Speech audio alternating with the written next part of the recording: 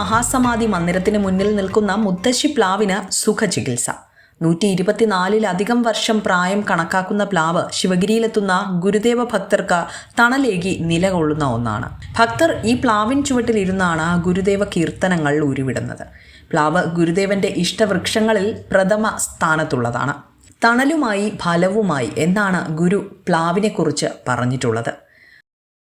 അതിന് പ്രായം കൊണ്ടുണ്ടാകുന്ന ചെറിയ ചെറിയ സംഗതികളെ ഒന്ന് പരിഹരിക്കുന്നതിന് വേണ്ടിയിട്ട് വൃക്ഷ ആയുർവേദത്തിൽ പറയുന്നത് തരത്തിലുള്ള ട്രീറ്റ്മെൻറ്റുകളും മറ്റുമൊക്കെ ചെയ്യുന്നതിനായിട്ട് കുറച്ച് പേര് സന്നദ്ധമായി അവർ വരികയും അവർ അതിൻ്റെ വിധിപ്രകാരമുള്ള ചികിത്സകളൊക്കെ നടത്തുക. അതിന്ന് തുടങ്ങിയിരിക്കുകയാണ്. ഇതിന് മുന്നത്തെ ചെമ്പഴന്തിയിലുണ്ടായിരുന്ന ആ മുത്തശ്ശി പ്ലാവിനെ ആ തരത്തിൽ അവർ പരിരക്ഷിക്കുകയും അതിന് ഇപ്പോൾ വളരെ ആരോഗ്യകരമായിട്ട് വരികയും ചെയ്തിരിക്കുകയാണ്.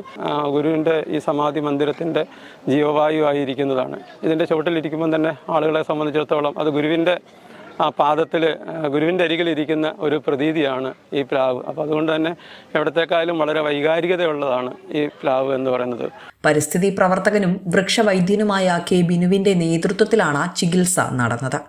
പശുവിൻ പാല്, നെയ്യ്, ചെറുതേൻ, കദളിപ്പഴം, വയലിലെ മണ്ണ, രാമച്ചപ്പൊടി, കറുത്ത എള്ള, ചെറുപയർ, മുത്തങ്ങ, ശർക്കര, നല്ലെണ്ണ, തൈര് ഉൾപ്പെടെ വിവിധ ഇനങ്ങളിൽപ്പെട്ട 30ഓളം വിഭവങ്ങൾ ഉൾപ്പെടുത്തിക്കൊണ്ടാണ് ചികിത്സ ഔഷധക്കൂട്ട് തയ്യാറാക്കുന്നത്.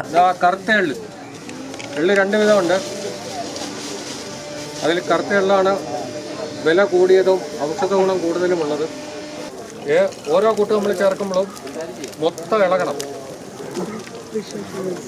അല്ലാതെ ഏറ്റവും അവസാനം ഇളക്കിയാൽ മതിയെന്നല്ല, ഓരോ കൂട്ട് ചേർത്തുകൊണ്ടിരിക്കുമ്പോൾ നമ്മൾ മൊത്തം ഇളക്കും.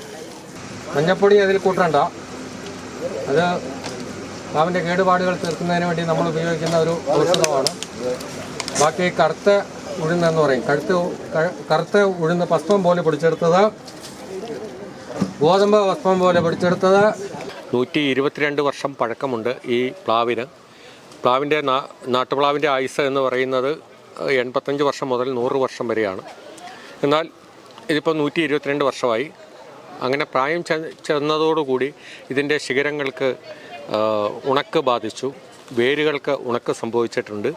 പിന്നെ എപ്പോഴൊക്കെയോ ഇതിൻ്റെ ശിഖരങ്ങൾ മുറിച്ചതിനകത്ത് വന്നിട്ടുള്ള ചില പാകപ്പിഴകളുണ്ട്. അതിൻ്റെ അടിസ്ഥാനത്തിൽ പ്ലാവിൻ്റെ ഏതാനും ഭാഗങ്ങൾ ഉണങ്ങിത്തുടങ്ങി. ആ സമയത്താണ് ഞങ്ങളെ വിളിച്ചത്.